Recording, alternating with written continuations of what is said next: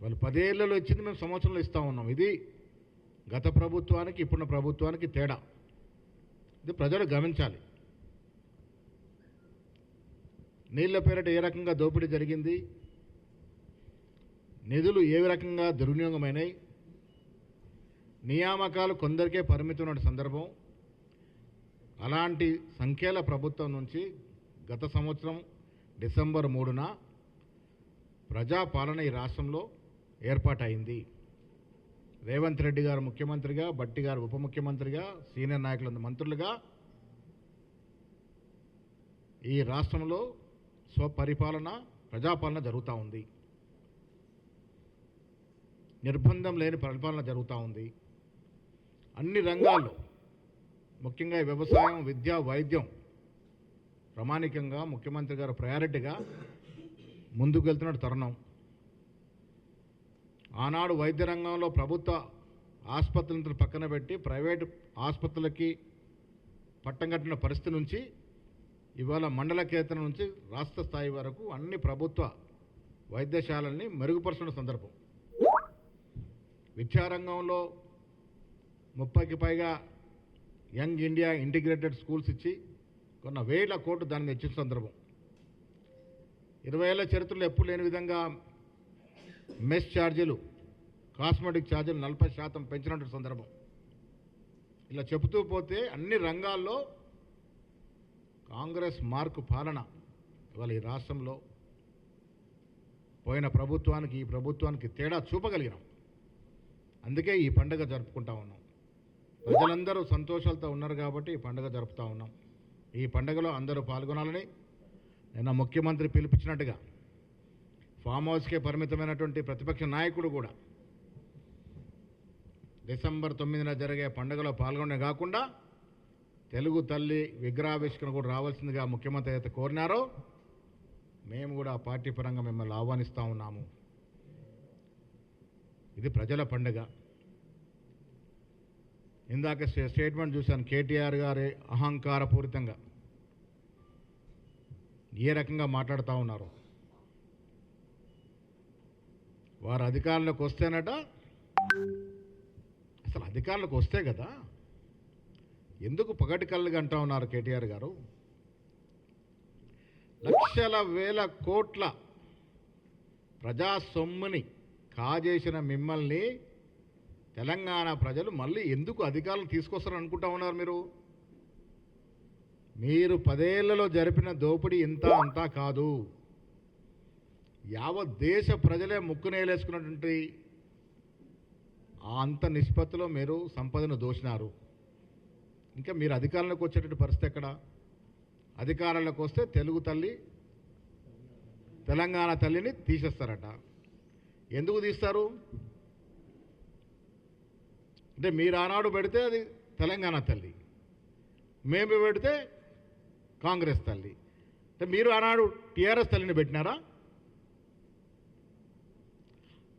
ఇవాళ మీకు మీ ద్వారా ప్రజలకు గుర్తు చేస్తూ ఉన్నాము.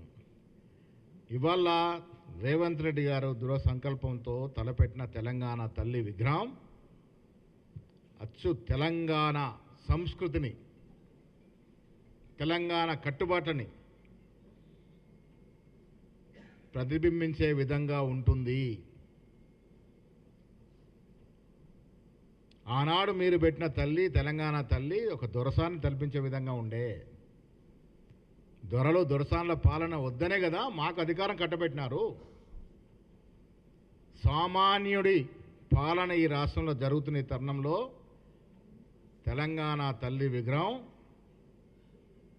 యావత్ తెలంగాణ ప్రజల యొక్క యాస, భాష, కట్టుబాట్లు, సంస్కృతిని ప్రతిబింబించే విధంగా ఉంటుంది.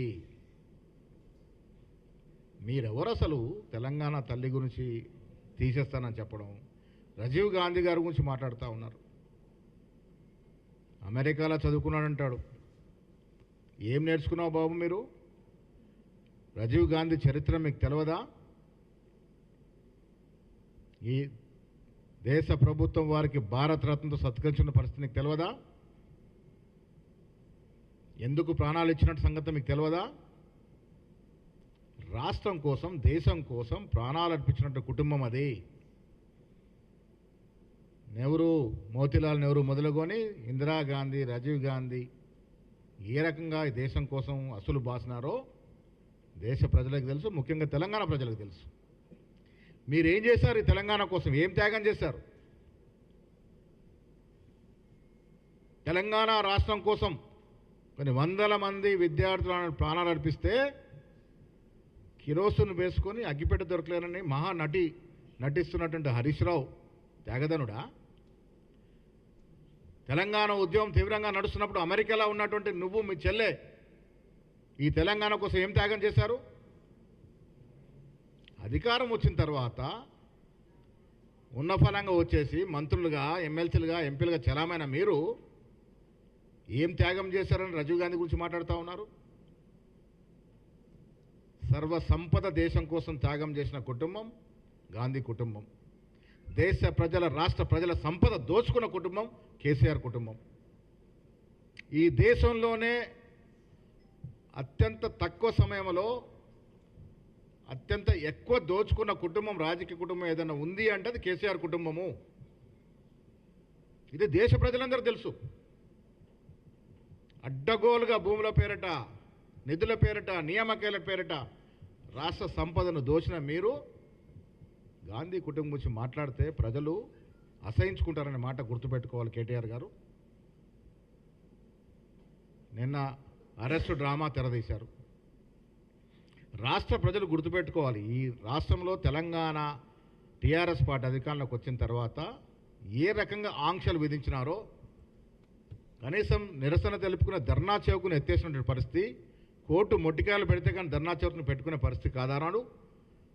మాలాంటి కాంగ్రెస్ నాయకులు ఎన్ని వందల మార్లు గోరెంటు బంద్ చేసిన సందర్భము, మాట్లాడే స్వేచ్ఛ లేకుండే, ప్రజాస్వామ్యంలో ధర్నాలు చేసే స్వేచ్ఛ లేకుండే, అలాంటి నిర్బంధ పాలన నుంచి పోయిన సంవత్సరం సంఖ్యలు తెంచుకొని ప్రజాపాలన వచ్చింది. రేవంత్ రెడ్డి గారు ముఖ్యమంత్రి అయిన తర్వాత ఈ రాష్ట్రంలో ఎక్కడ కూడా నిర్బంధం లేదు, పోలీస్ నిర్బంధం. ఎవరిని గృహ నిర్బంధం చేయలే, ఎవరిని అరెస్ట్ చేయలే. మాట్లాడుకునే స్వేచ్ఛ ఇచ్చాం, ధర్నాలు చేసుకునే స్వేచ్ఛ ఇచ్చాం. రండి మీరు ముఖ్యమంత్రి మాట్లాడదాం సమస్యలు ఉంటే. మీ రాజకీయ ప్రాబల్యం పెంచుకోవడానికి, అటెన్షన్ డైవర్ట్ చేసుకోవడానికి విచ్చలవిడిగా మాట్లాడడం, కౌశిక్ రెడ్డి వాడిన భాష. కేసీఆర్ గారు ఫామ్ హౌస్ నుంచి కౌశిక్ రెడ్డి ఫోన్ చేసి ఎందుకు మందలించట్లేదు? ఏం భాష మాట్లాడుతున్నాడు కౌశిక్ రెడ్డి? ఏ విధంగా పోలీసులు నిధులు నిర్వహిస్తుంటే అడ్డుకుంటారు మీరు? ఏ విధంగా ఏసీబీని తోసేస్తారు? చట్టం ఎవరికి చుట్టం కాదు. శాంతి భద్రతలు చేతిలోకి తీసుకొని మేము మాట్లాడుకుంటామంటే ఇక్కడ యంత్రాంగం చూస్తూ కూర్చున్న పరిస్థితి ఉండదు. శాంతి భద్రతలు మాకు అత్యంత ప్రయారిటీ. ప్రజాస్వామ్యం ఇస్తున్నాడు కదా కాంగ్రెస్ ప్రభుత్వం, మాకు అన్ని సౌకర్యాలు ఇస్తుంది కదా అని మీరు ఇష్టాజానంగా మాట్లాడి ఇష్టారాజ్యంగా వివరిస్తానంటే ప్రజలు దాన్ని జీర్ణించుకోరనే మాట కూడా ఈ సందర్భంగా నేను గుర్తు చేస్తూ ఉన్నాను. మీరు చేసిన దోపిడీ, హరీష్ రావు మీద చీటింగ్ కేసులు బుక్ అయినాయి. ఎందుకు అవుతా ఉన్నాయి? 10 ఏళ్ళుగా మీరు చేసిన దోపిడీ ఒక్కొక్కటిగా బయటకు వస్తూ ఉంది. ఇవన్నీ మర్చిపోయి, మీరు చేసిన దోపిడీ మర్చిపోయి, మీరు చేసిన లూటీని మర్చిపోయి మేమేదో సజ్జనులు అనే విధంగా పలికే ప్రయత్నం చేస్తూ ఉన్నారు. ప్రజలు ఇంకా మర్చిపోలేదు. 10 ఏళ్ల నిరంకుశ పాలన, మీరు జరిపిన పాలన ఇంకా ప్రజల మధ్యలో మెదులుతూనే ఉంది. మీరైతే పగటి కళ్ళు గంటా ఉన్నారు. ఈ రాష్ట్రంలో బీఆర్ఎస్ పార్టీ ఇంకా ముందు రాజకీయ మనుగడ సాధిస్తుందని నేనైతే అనుకోవట్లేదు. నాకు తెలిసి నాయన కొడుకు, తండ్రి కొడుకులు తప్ప ఎవరు ఆ పార్టీలో మిగిలే పరిస్థితి లేదు. పగటి కళ్ళు మానేయండి. లేనిపోని విమర్శలు, సంబంధం లేని విమర్శలు చేయడం మానండి. రాష్ట్రం సంవత్సరం పాటుగా చాలా అభివృద్ధి కార్యక్రమాలు చేసుకుంటా ఉంది, సంక్షేమ ఫలాలు ఇస్తూ ఉంది, పండుగ జరుపుకుంటున్న వేళ ఇది. ప్రజలందరూ మమేకమై జరుపుకున్న పండుగలో మీరందరూ కూడా, ప్రతిపక్ష పార్టీలందరూ కూడా మమేకం కావాలని చెప్తా ఉన్నాం. కిషన్ రెడ్డి గారు, నా దృష్టిలో కిస్మత్ రెడ్డి గారు వారు తెలంగాణకి ఏం చేశారండి కిషన్ రెడ్డి గారు? 35 ఏళ్ళు, నాకు మంచి మిత్రుడు, 35 ఏళ్ళ చరిత్రలో కిషన్ రెడ్డి గారు తెలంగాణ కోసం చేసిందేమిటి? నేను ఒక సంఘటన గుర్తు చేసి, ఆనాడు తెలంగాణ కోసం మా నిజామాబాద్ శాసనసభ్యుడు మా మిత్రులు లక్ష్మీనారాయణ గారు రాజీనామా చేస్తే, ఈయన రాజీనామా చేయకుండా తప్పించుకున్నటువంటి నాయకుడు. ఈయన తెలంగాణ గురించి మాట్లాడుతూ ఉన్నాడు. ఇలా కొన్ని వేల కోట్లు కేంద్ర ప్రభుత్వం రాష్ట్ర ప్రభుత్వానికి ఇవ్వాల్సిన బకాయిలు ఉన్నాయి. కిషన్ రెడ్డి గారు, బండి సంజయ్ గారు దాని గురించి మాట్లాడండి. విభజన హామీలో చట్టపరంగా ఉన్న హామీలు కేంద్ర ప్రభుత్వం నెరవేర్చడం లేదు. దాని గురించి ఎందుకు మాట్లాడరు మీరు?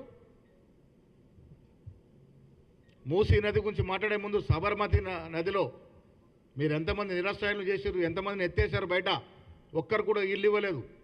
దాని గురించి ఎందుకు మాట్లాడరు? బీజేపీ పార్టీ బీద ప్రజల గురించి మాట్లాడే హక్కు లేదు. సంవత్సరం పాలన పట్ల ఎక్కడ కూడా మీరు ఏలెత్తి చూపే విధంగా లేవు కాబట్టే లేనిపోని విమర్శలు, కానిపోని విమర్శలు చేసి పబ్బం గడుపుకునే ప్రయత్నం చేస్తూ ఉన్నారు. నేను తెలంగాణ ప్రజలకి కాంగ్రెస్ పార్టీ తరఫున విజ్ఞప్తి చేస్తూ ఉన్నాను, ఇది ప్రజల పండుగ.